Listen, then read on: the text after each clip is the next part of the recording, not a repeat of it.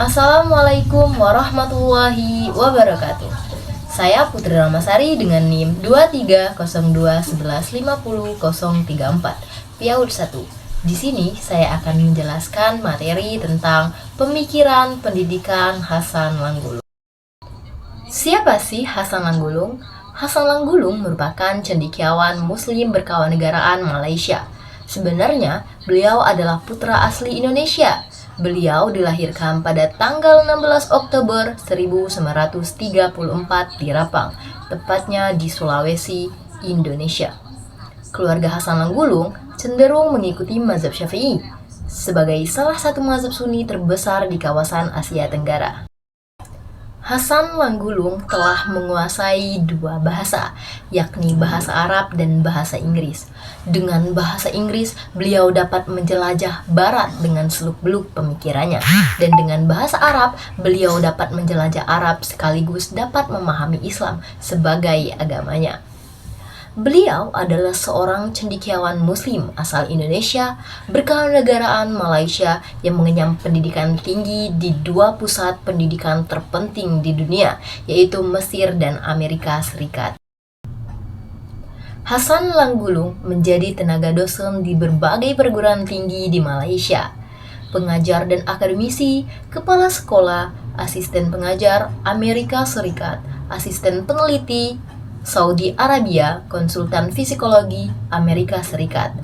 Karya-karya Hasan Langgulung yaitu ada di berbagai macam bidang. Yang pertama, bidang psikologi. Yang kedua, bidang pemikiran pendidikan Islam. Yang ketiga, kombinasi antara pendidikan Islam dan psikologi. Dan yang keempat, bidang filsafat dan filsafat pendidikan. Selanjutnya, pemikiran Hasan Langgulung tentang pendidikan, yaitu ada tiga, di mana pengertian pendidikan Islam, tujuan pendidikan Islam, dan kurikulum pendidikan Islam. Yang pertama, pengertian pendidikan Islam.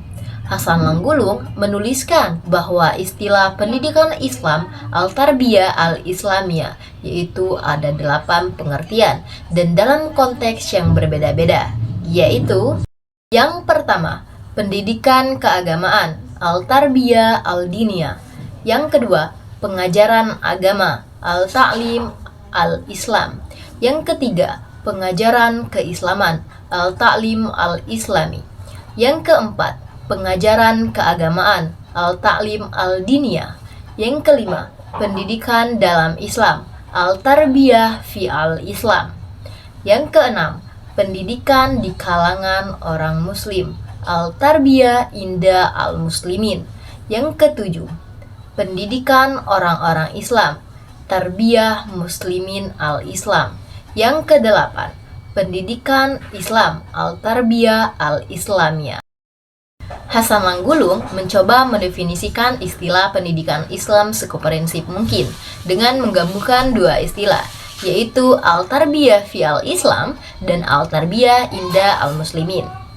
Pendidikan Islam menurut Hasan Langgulung adalah suatu proses spiritual, akhlak, intelektual, dan sosial berusaha membimbing manusia dan memberinya nilai-nilai, prinsip-prinsip, dan teladan ideal dalam kehidupan yang bertujuan mempersiapkan kehidupan dunia dan akhirat.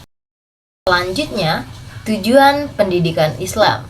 Menurut Hasan Langgulung, tujuan pendidikan Islam pada dasarnya adalah tujuan hidup manusia itu sendiri, sebagaimana tersirat dalam Quran Surat Az-Zariyat ayat 56, yaitu sebab tugas pendidikan adalah memelihara kehidupan manusia, bahwa manusia menduduki posisi khalifah di muka bumi, sebagaimana tersirat dalam Quran Surat Al-Baqarah ayat 31.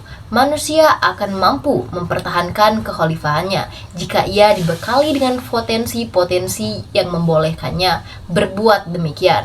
Al-Quran menegaskan ciri-ciri manusia dengan 4 potensi, yaitu fitrah, ruh, kemauan, dan akal. Selanjutnya, kurikulum pendidikan Islam.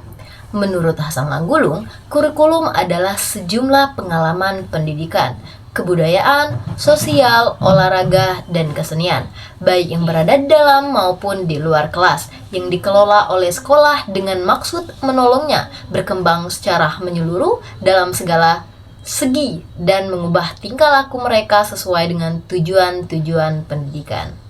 Oke, demikian pemikiran Hasan Langgulung tentang pendidikan. Kurang dan lebihnya saya mohon maaf dan kepada Allah saya mohon ampun.